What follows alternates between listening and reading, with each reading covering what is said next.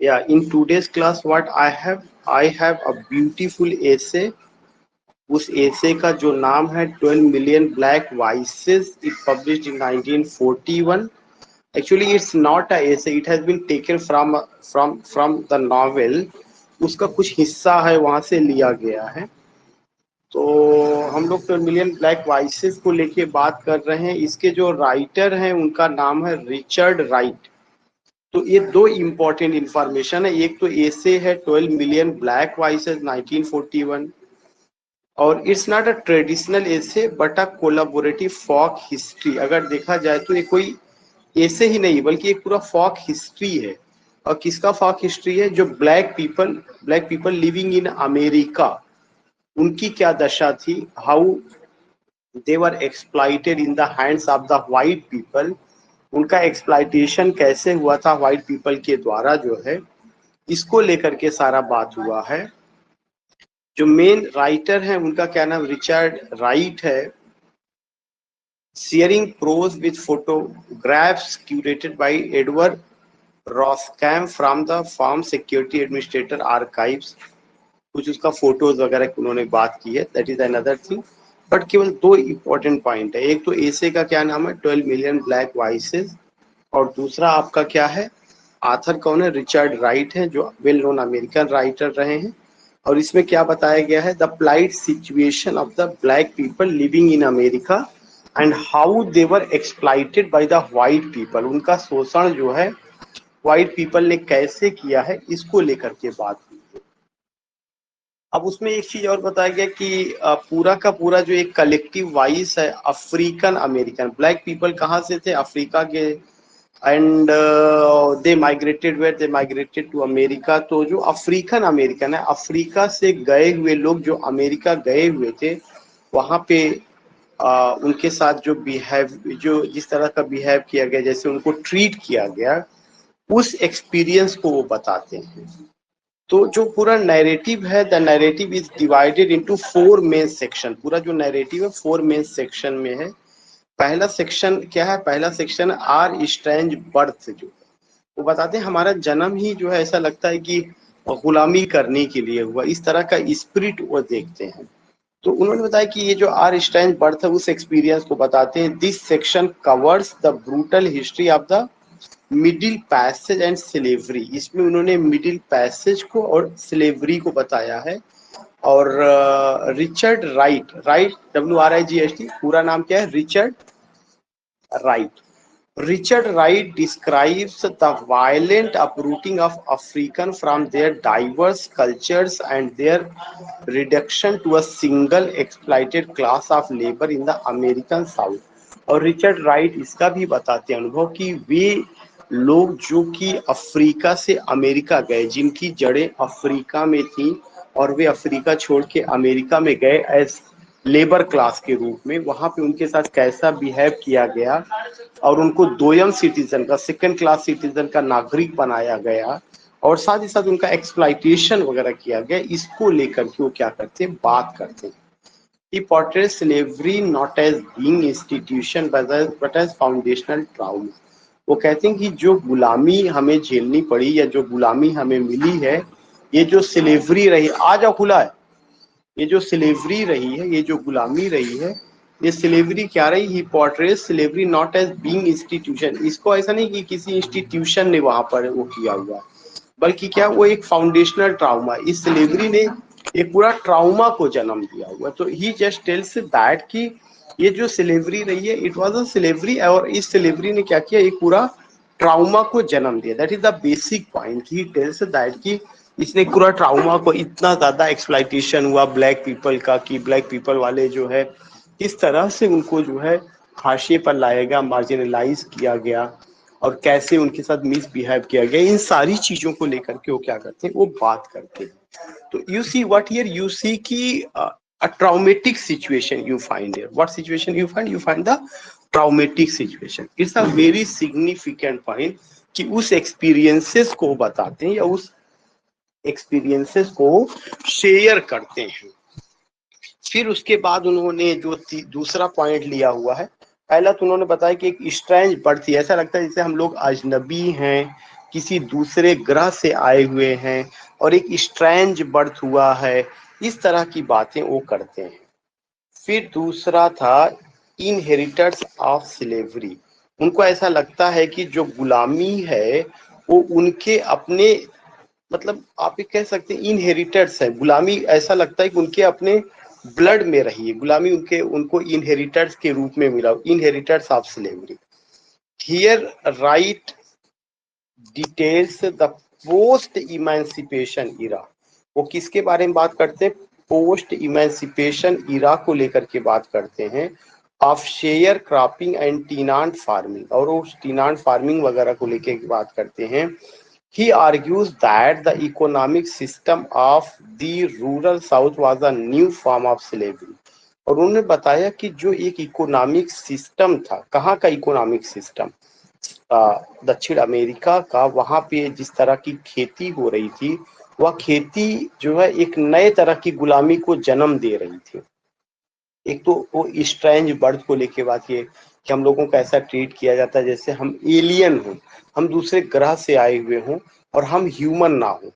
फिर गुलाम बनाने का एक और तरीका क्या हुआ कि जो इकोनॉमिक स्ट्रक्चर था उस राष्ट्र का, वो कैसे हमारे साथ जोड़ दिया गया और हमें ये कहा गया कि हम लोग क्या हैं, we only belong to labour class and our work is what, our work is only to serve the farmers of the South America.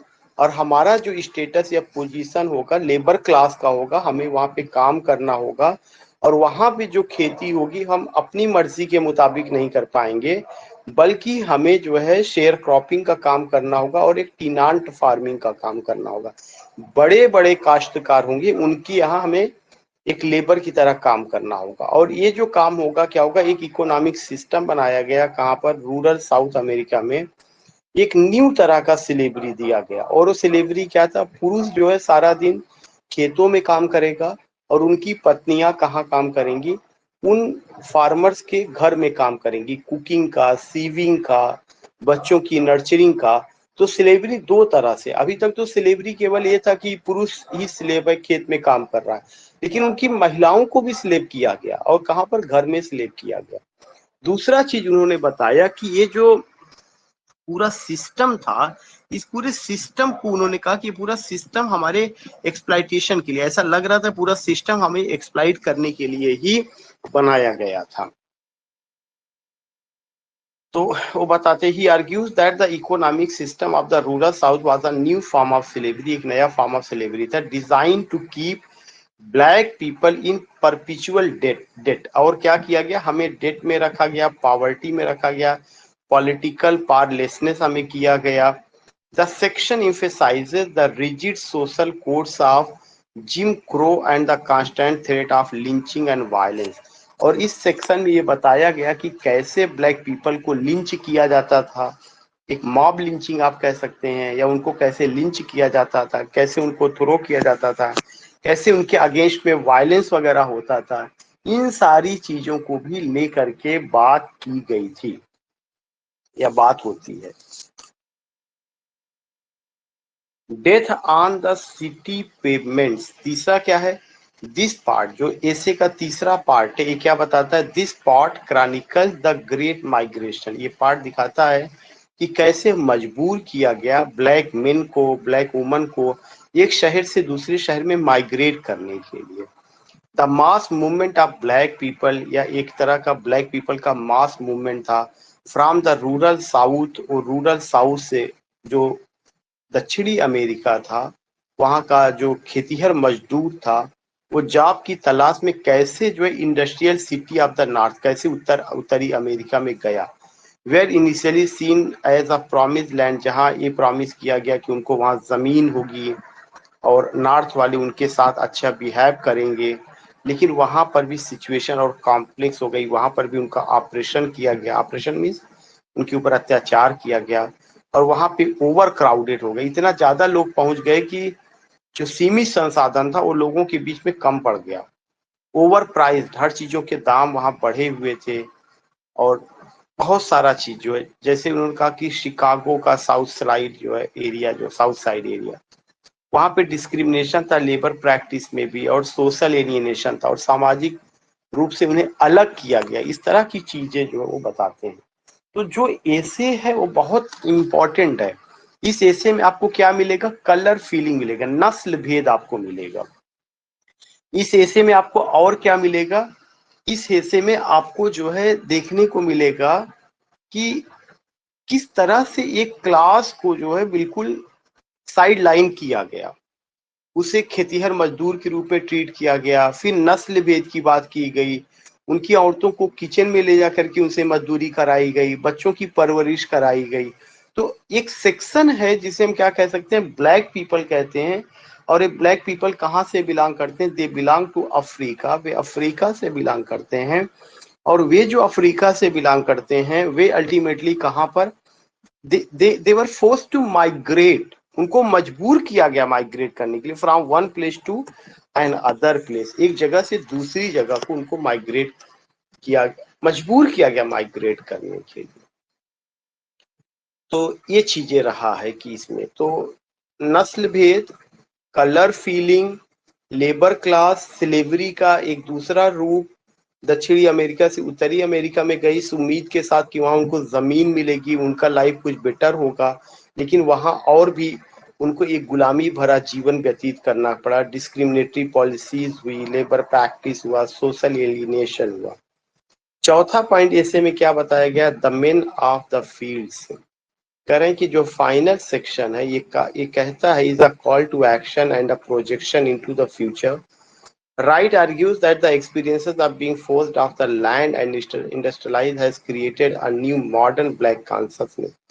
उन्होंने ये बताया कि जब हमें जबरदस्ती हमसे खेती कराई गई, गुलाम बनाया गया, हमारी औरतों को किचन में काम कराया गया, उनके साथ बदसलूकी की गई, तो हमारे अंदर एक पीढ़ी के बाद हमारे अंदर कॉन्शसनेस हुआ, हम जागरूक हुए और हमें लगा कि हमारे साथ जबरदस्ती की जा रही है। Having been expose to urban life, और हम जो शहरी जीवन था वहां पर भी हमें एक्सपोज करना पड़ा। रेडिकल पॉलिटिक्स का हम हिस्सा बने एंड अ ब्रॉडर वर्ल्ड का हिस्सा बने। The folk are no longer passive. और अब जो है, जो हमारी फॉक कल्चर थी वो बहुत ज्यादा पैसिव नहीं थी, निष्क्रिय नहीं थी। हम उसको लेके हमें गर्व होने लगा कि हमारा एक कल्चर, हम इस पर गर्व करते हैं। They are poised to become a decisive force in the struggle for a more just America.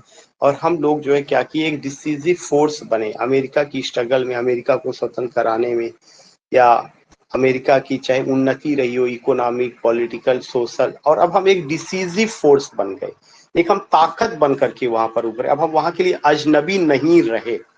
ये चीज हमें ध्यान में रखना कि we were not strange people, हम लोग स्ट्रेंज पीपल अब नहीं रहे। अब उन्होंने बताया कि जो सेंट्रल थीसिस है, ये जरूर ध्यान में आपको रखना है कि जो पूरा सेंट्रल थीसिस है इसका ये है कि ब्लैक एक्सपीरियंसेस दिखाया गया। कहाँ पर? अमेरिका में।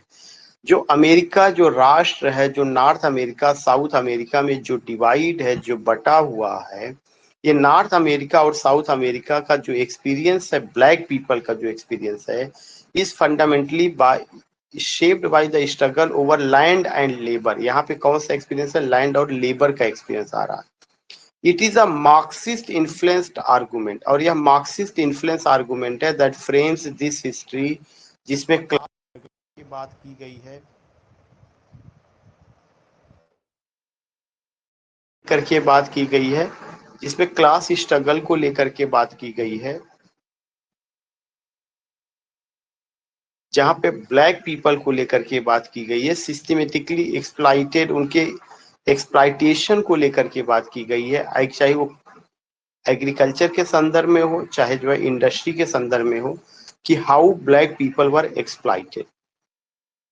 मैं ये जानना चाहता हूँ, इतना आपको समझ में आ गया?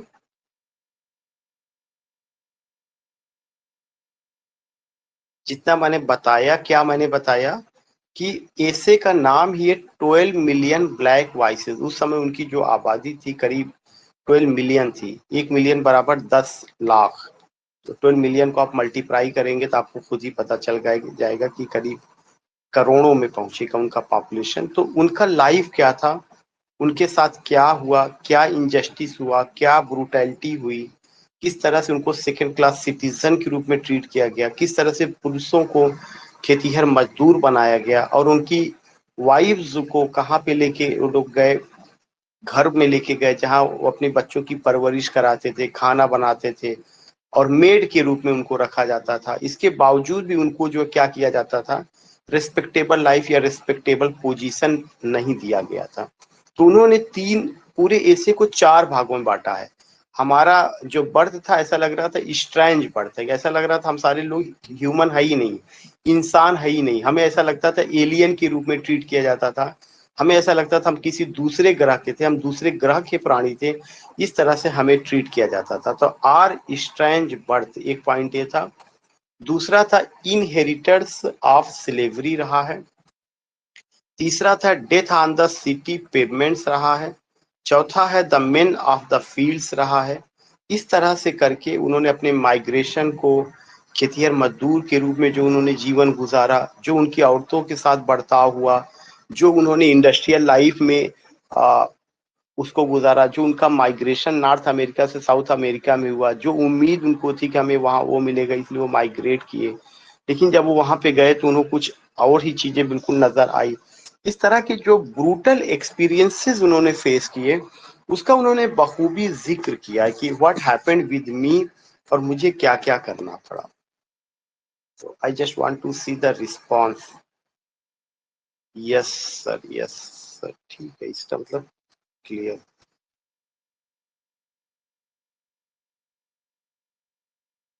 नाउ अब हम लोग इस एसे का एक क्रिटिकल एनालिसिस लेके चल रहे हैं कि क्या क्या इस एसे की खासियत है, क्या वह मैसेज देना चाहते हैं। जो 12 मिलियन ब्लैक वॉइसेस है एक लैंडमार्क वर्क रहा है जिसमें अमेरिकन सोसाइटी को क्रिटिसाइज किया गया है। अमेरिकन सोसाइटी को क्यों क्रिटिसाइज किया गया? किसी भी समाज में इंसान रहता है, लेकिन अगर इंसानों के बीच में जाति के आधार पर, कलर के आधार पर, जेंडर के आधार पर, भाषा के आधार पर, क्षेत्र के आधार पर भेदभाव किया जाएगा तो वह सोसाइटी अच्छी सोसाइटी नहीं मानी जाएगी, तो उस सोसाइटी की आलोचना होना निश्चित है। तो यहाँ पर जो भेदभाव किया गया, ब्लैक और व्हाइट के बीच का भेदभाव किया गया, उस और ब्लैक और व्हाइट के भेदभाव को आप यहाँ पे देख सकते हैं और महसूस कर सकते हैं। फिर आगे क्या बता रहे हैं, कह रहे हैं कि उसके कुछ की टर्म रहे हैं। क्या क्या की टर्म रहा है? The innovative form. इसमें जो है ऐसे में थोड़ा सा एक इनोवेटिव फार्म, ये आपके लिए ऐसा बहुत इंपॉर्टेंट पॉइंट नहीं है, जो भी इंपॉर्टेंट पॉइंट है वो सब मैं आपको बता रहा हूँ। जो बुक्स का ग्रेटेस्ट स्ट्रेंथ है वो क्या है? Synthesis of word and images. यह एक ऐसी किताब थी जिसमें जो ब्लैक पीपल का कंडीशन बताया गया, उसमें शब्द भी था, पिक्चर भी यूज किया गया था।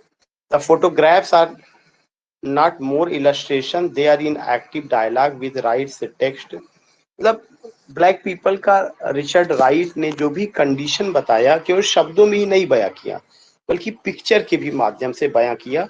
तो एक इनोवेशन था, एक नया तरीका वो डेवलप करते, एक नई चीज को लाते हैं हम लोगों के सामने।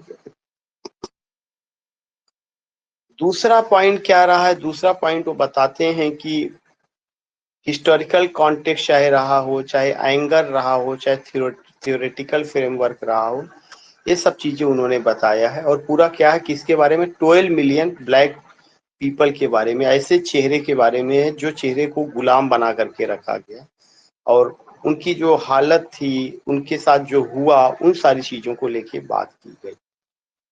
दूसरा पॉइंट क्या है? The collective we. सबसे बड़ा चीज जो आपको ध्यान में रखना है, 12 मिलियन ब्लैक वॉइसेस। इसमें किसी एक जो ब्लैक वॉइसेस है उसमें से किसी एक रीजन, एक पार्टिकुलर क्षेत्र के लोगों की बात नहीं हुई।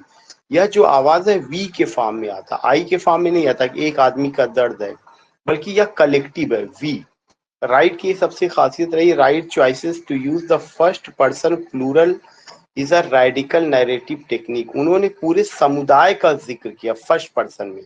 It reject the individual exceptionalist story. इन्होंने जो स्लेवरी की का जो जिक्र किया है, उस स्लेवरी में क्या है, उस स्लेवरी में अगर आप देखेंगे कि कहीं से भी एक्सेप्शनल मतलब आई का जिक्र नहीं है, वी का जिक्र है, उस दर्द का जिक्र है जिसको ब्लैक पीपल ने महसूस किया, कलेक्टिवली बताने की कोशिश की गई है।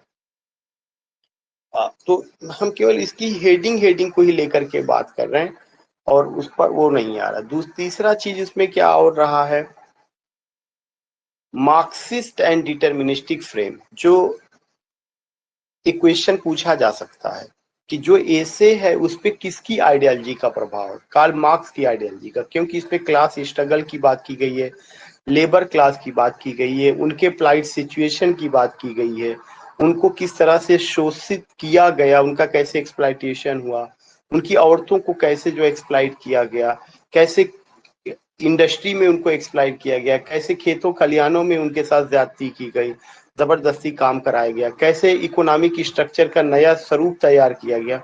इन सारी चीजों को लेकर के बात की गई है, बखूबी बात की गई।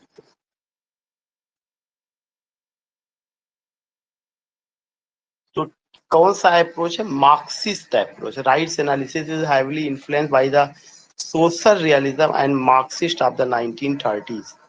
He presents black history as an inevitable progression from, वो ब्लैक हिस्ट्री को प्रेजेंट करते हैं, रूरल पीसेंट्री को दिखाते हैं, अर्बन प्रोलिटेरियट को दिखाते हैं, उन सब चीजों को जो सर्वहारा वर्ग है, जो गरीब वर्ग है, उसके जीवन को, उसकी दास्तां को, उसकी ब्लैक प्लाइट सिचुएशन को, उसके दर्द को वो जिक्र करते हैं। स्ट्रेंथ क्या है, बहुत ही ब्रिलियंटली इसको प्रेजेंट किया गया है, खास करके जो इकोनॉमिक सिचुएशन रहा है, जो रेसिज्म नस्ल भेद रहा है, उसको जो है लेकर के जिक्र किया गया। लिमिटेशन ऐसे का है कि ऐसे में जो है सबऑर्डिनेट कल्चर को लेकर के बात की गई, स्पिरिचुअलिटी को साइकोलॉजिकल पर्सपेक्टिव से भी बात की गई है, ब्लैक लाइफ को और उनकी इकोनॉमिक सिचुएशन को दिखाने की कोशिश की गई है। और जो रिच ट्रेडिशन है ब्लैक चर्च को लेकर के बात की गई है, ये सारा चीजें आता है। नेक्स्ट जो बहुत इंपॉर्टेंट पॉइंट है, जेंडर को लेकर के बात किया गया। जेंडर कैसे नजर आता है, जो वुमन है उनकी, और वुमन को दोहरी मार झेलनी पड़ रही है। जो ब्लैक पीपल है वो अपनी औरतों का शोषण कैसे कर रहे हैं, फिर ब्लैक पीपल की औरतों का शोषण व्हाइट मेल कैसे कर रहे हैं, इसको लेकर के बात की गई। तो दोहरा शोषण की प्रक्रिया आपको देखने को मिलेगा। A significant critical point is the book's overwhelming masculine perspective. It's a very significant point, masculine perspective. The narrative wise, while collective, is often implicitly the main journey from the land to the city.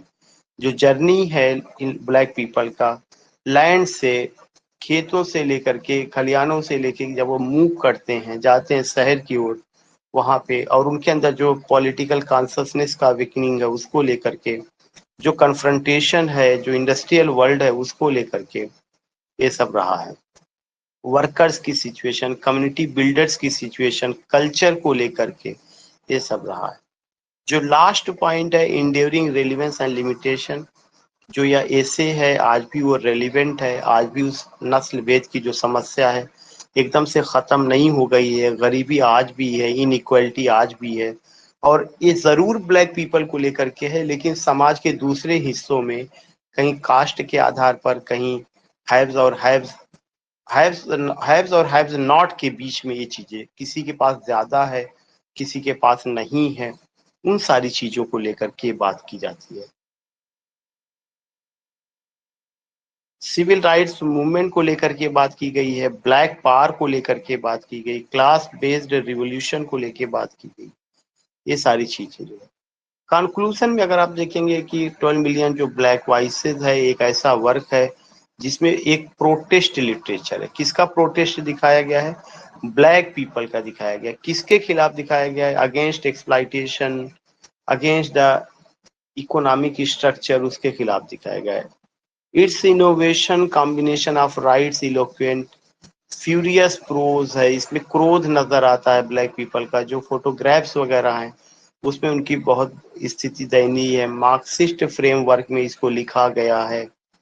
ये सारा का सारा चीज अगर हम देखेंगे तो कुल मिला के सारी बातें हमने बता दी है कि पूरा सिचुएशन किसका है, ब्लैक पीपल का, और उनकी फ्लाइट सिचुएशन है जो लाइफ का, उसको लेकर के बात की गई। Today, a very important point I want to share to all of you कि कुछ अभी तक इतना gentle reminder देने के बाद भी only few people have deposited